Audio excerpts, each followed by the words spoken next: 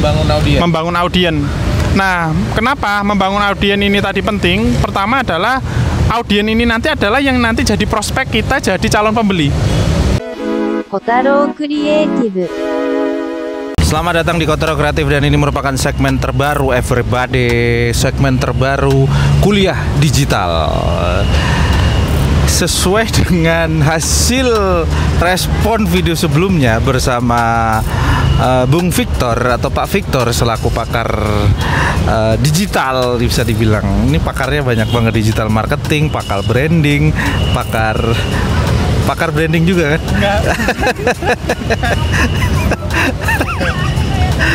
Dan kita ngomongin tentang digital, dan di video kali ini ini episode pertama ya. Baik, episode pertama, dan kita ini saya bareng sama everybody yang lagi nonton. Di sini saya belajar sama kalian. Ini ada pakarnya, ini adalah seorang dosen namanya Pak Victor yang belum tahu everybody ya. Dan kita akan ngobrol tentang YouTube. Biasanya kan sandrasan bareng sama Nyokreon, obrolan tongkrongan. Nah, ini lebih ke ilmiah gitu ya, lebih ke hal yang levelnya agak tinggi gitu ya, karena yang ngomong adalah pakarnya.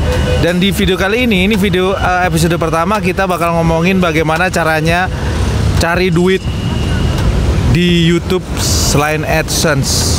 Jadi bukan hanya 1000 subscriber dan 4000 jam tayang, bukan hanya AdSense, tapi adakah cara, sebenarnya di video sebelumnya kita pernah bahas, tapi secara obrolan tongkrongan, adakah cara mencari duit untuk dapetin income pemasukan selain AdSense? Bung Victor, kenalin dulu. Oke, baik. Salam YouTubepreneur. Ya, kalau misalkan dibilang apakah ada alternatif dari mendapatkan penghasilan dari YouTube, itu sebenarnya ada banyak ya alternatifnya. Yang pertama itu bisa menggunakan yang membership. Membership itu yang artinya ada joinin atau bergabung itu. Oh, tapi iya. Itu tetap itu ada ya, tetap di YouTube, tapi masih ada persyaratan itu. Yang pertama itu harus 18 tahun ke atas minimal. Terus kemudian itu harus ada, kalau nggak salah, 30.000 subscriber. Enggak, 1000 ya. Atau kalau yang gaming itu 1000. Enggak, 1000 di sini. Ini 1000 ya? Di channel ini sudah ada. Oh, oke. Udah ada yang gabung juga. Oke. 1000 sekarang. 1000 ya. Nah, terus kemudian selain yang di membership tadi, selain ada alternatif itu tadi, yang kedua itu adalah sebagai marketing influencer. Marketing influencer. Nah, itu gimana? Jelasin. Marketing influencer itu ini ada kasus ya, tapi ya marketing influencer itu artinya apa? Kita harus punya memang subscriber atau punya subscriber yang intinya dia loyal, berinteraksi. Akhirnya apa sih yang dinamakan influencer? Orang yang mudah mempengaruhi ke subscriber. Ya, influence, mudah mempengaruhi seseorang. Nah, artinya apa? Dengan kita bisa mempengaruhi seseorang ini tadi, maka nanti ada namanya sponsorship. Sponsorship ini dari mana ya? Bisa jadi dari pihak selain YouTuber. Misalkan kalau misalkan yang kemarin itu ada dari sponsor dari bank misalkan. Nah, itu proses sponsorshipnya itu nanti bisa langsung pendapatannya 100% masuk ke influencernya. Atau biasa akrabnya itu endorsement ya? Bisa juga dari beda nggak? Kalau endorsement itu kan sponsorship sama endorsement bedanya apa, Pak? Kalau ya hampir sama sih sebenarnya ya. Endorsement itu kan kita dianggap sebagai seorang public figure ya, atau influencer atau pihak selebgram gitu ya. Nah, kalau yang sponsorship itu juga bisa demikian sih. Istilahnya aja sih mungkin kayaknya. Kalau secara aktivitinya sama aja. Gitu. Nah, kalau misalkan itu tadi ya, influencer itu ya pasti biaya iklannya atau pendapatannya itu 100% masuk ke si YouTubernya itu tadi. Nah, berbeda dengan yang kita kerjasama dengan YouTube, kita kan ada persentase ya Mas ya, 60 itu YouTubernya, 40% itu adalah si AdSense itu kalau di AdSense ya tadi. Nah, kalau selain itu bisa juga sebagai ini membuat program merchandise. Produk merchandise. Ya, sebagai produk merchandise. Ya, contoh misalkan jualan kaos, misalkan Kaos ini ya. ya, misalkan Wawan Kotaro Kreatif, YouTubepreneur gitu. Nah, ini salah satu bentuk merchandise salah satunya. Dan bisa aspek-aspek yang lain lagi sih seperti itu. Nah, itu untuk yang ketiga. Yang keempat yaitu adalah kita mengikuti program afiliasi. Betul.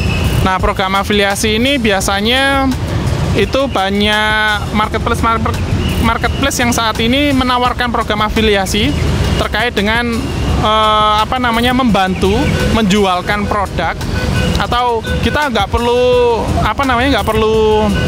memasarkan seperti endorsement tadi ya, tapi cukup menaruh link. Biasanya itu kan contoh sederhana itu kalau di para streamer gaming itu biasanya kan dia pasti ada pertanyaan dari si subscribernya, itu mic dari mana, belinya mereknya apa, Webcam dari mana? nah webcamnya dari mana. Nah, hal itu bisa jadi ladang untuk mengikuti program afiliasi ini tadi. Nah, jadi itu sih kalau misalkan selain alternatif dari YouTube itu tadi. Cuman itu aja Pak ya, 4 ini ya. Sementara ini 4, ada metode lain nggak? Yang lain mungkin ada strategi. Kalau umumnya sih ini sekarang yang berjalan. Yang umum ya. Yang umumnya yang sedang berjalan itu sekarang ini, yang sering kali terjadi di selain monetis di AdSense itu ya kurang lebih ini. Kalau jualan Pak, jualan, jadi memanfaatkan YouTube untuk jualan kan bisa juga. Banyak yang jual beli mobil, jual beli motor. Betul. Itu gimana kira-kira? Itu apa ya? Efektif atau enggak kira-kira? Kalau yang secara umum kan yang profesional kan lebih ke affiliate marketing. Habis itu influencer marketing, merchandise. Ini kan yang pada umumnya. Nah, ini yang ada banyak yang jualan mobil, jualan motor, jualan keris. Betul. Ya kan, itu masuk metode yang mana nih Pak? Atau suatu metode baru atau gimana? Ya. Kalau misalkan terkait dengan YouTube yang digunakan nanti alternatif untuk jualan, itu sebenarnya sama halnya seperti influence marketing tadi. Ya, influence marketing itu kan sumbernya tadi yang kita sebutkan kan salah satu aja, sponsorship. Kita di-endorse orang atau kita dimintai orang untuk sponsorship untuk menawarkan produknya mereka. Nah, hal ini bisa kita gunakan juga untuk jualan produk kita sendiri. Oh iya. Gitu. Nah, contoh sederhana misalkan biasanya yang umum itu yang sekarang sering itu produk mobil second ya, atau mobil ekstraksi. Nah, itu sampai dipromosikan melalui YouTube. Nah, kenapa kok ekstraksi ini tadi jumlah subscribernya atau yang penontonnya itu tinggi sekali ya? Karena pertama cara nge-reviewnya orang yang jualan ini tadi detail banget, pinter gitu. Sampai terjadi transaksi itu secara online saja. Oh, dikirim. Delivery. Jadi karena apa? Ya itu tadi. Karena dia bisa membangun kepercayaan kepada calon pembeli atau subscribernya. Akhirnya proses transaksi itu hanya dilakukan melalui online gitu, WhatsApp, transfer seperti itu. Padahal kalau misalkan dilihat dari nominal, jumlahnya kan besar. Puluhan juta ya? Ya ratusan juta gitu. Nah itu sih. Kita tarik ulur ke belakang lagi yang di awal tadi. Influencer marketing, habis itu affiliate marketing, habis itu apa lagi Pak tadi? Merchandise. Dan yang jualan tadi sebenarnya juga masuk di situ juga ya Pak ya. Nah, itu kan hasilnya. Nanti kan ada hasil dari situ, ada income. Nah, kira-kira pondasi utama yang harus disiapkan untuk menuju ke situ. Jadi kan percuma affiliate marketing, tapi kalau pondasinya gak kuat kan gak bakal laku juga. Influencer marketing nggak bakal dianggap influencer marketing kalau kita belum jadi influencer ya kan. Terus apalagi affiliate marketing, merchandise juga. Siapa yang mau beli merchandise kalau misalnya pondasi channel YouTube kita belum kuat. Nah, kita ngomongin soal pondasi Pak. Menurut Pak Fik sebagai seorang praktisi digital marketing ya kan, ini kan agak relevan, agak relate ya antara digital marketing Karena juga kita sebagai influencer, sebagai YouTuber atau konten kreator, itu kan sebenarnya cara mencari duitnya ngadopsi dari teman-teman digital marketing kan, itu yang dilakukan oleh praktisi digital marketing. Nah, kalau dari Pak Fik selaku praktisi digital marketing nih ya, kira-kira apa yang harus dilakukan oleh para YouTuber untuk meraih atau untuk mendapatkan mendapatkan income selain yang disebutkan yang selain AdSense yang disebutkan tadi. Wih, ini anginnya kenceng banget everybody. Padahal kita di alun-alun. Nah, kalau misalkan bicara tentang pondasi dasar, artinya kalau misalkan di pondasi dasar itu ya kita harus memang membangun audien. Membangun audien. Nah, kenapa membangun audien ini tadi penting? Pertama adalah audien ini nanti adalah yang nanti jadi prospek kita jadi calon pembeli. Gitu. Nah, gimana cara membangun audien? Ya pertama ya kita itu tadi, dari sisi konten kita yang mau kita bahas itu fokus ke bidang yang memang jadi sumber nanti alternatif untuk yang kita akan jual gitu. Contohnya Pak, contohnya saya mau jualan contoh misalnya, saya punya produk nih Pak. Saya punya produk misalnya, saya punya produk clothing misalnya. Saya punya produk clothing, merek baju, Kotaro Clothing misalnya. Nah, untuk bisa clothing saya laku, memanfaatkan YouTube itu langkah-langkah kecil apa yang harus dilakukan untuk bisa menguatkan pondasi biar roda ekonomi di channel itu berputar gitu. Nah, baik. Prinsip dasarnya kalau misalkan nanti kita mau berbisnis jualan terkait dengan produk clothing atau baju atau fashion ya. Nah, yang utama pertama jangan membangun channel kita itu sebagai jualan untuk itu tadi.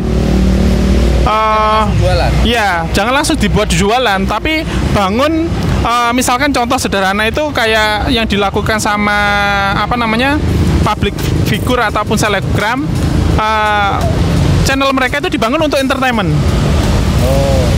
Gitu. Misalkan kayak cerita pendek. Nah, karena cerita pendek ini tadi memberikan suasana emosional banget ke audien. Sedetail apapun yang dilihat sama audien, misalkan baju, sepatu, itu biasanya bisa jadi daya tarik dia untuk ditiru gitu loh. Itu bajunya dapat dari mana ya? Nah, itu kita bisa masuk ke wilayah itu tadi. Ini sebenarnya sudah Anda lakukan Pak Fik ya? Dia pakai kaos gitu, ada tulisannya gitu. Ini kalau ini YouTube itu seharusnya bayar ini di channel ini seharusnya. Endorsement nih, endorsement. Seharusnya kan saya yang pakai kaos ini Pak. Mana kaosnya Pak? Nggak ada Pak. Ya belum. Kayak gitu ya Pak ya? Jadi gitu. Oke. Cukup Pak Fik ya? Cukup. Ini kalau banyak-banyak nanti takutnya belajar terus nggak action. Biar saya dan juga everybody langsung action. Ini nggak cuman bikin konten aja, kita juga bisa hidup dari konten gitu ya. Jadi konten itu sebagai stimulan supaya kita roda ekonomi terus berputar. Gitu kira-kira Pak Fik ya.